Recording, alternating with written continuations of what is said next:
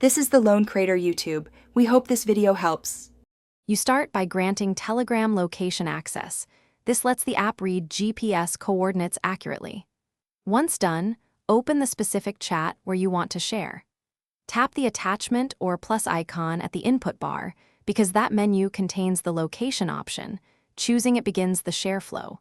You do this now to avoid interruptions later and to ensure the location pin is precise. Allowing location avoids Telegram using approximate cell-based positions, so your shared spot will be reliable. Next, decide whether you need a moving live location or a one-time static pin. Choose Share Live Location to let recipients follow your movements in real time. Then pick a duration, 15 minutes, 1 hour, 8 hours, or custom, so you control how long updates persist. If you only need to send a single spot, tap Send My Location instead. This sends a fixed coordinate. Make sure to verify the blue dot on the map matches you. If not, pause and let GPS settle before sending to avoid misleading others.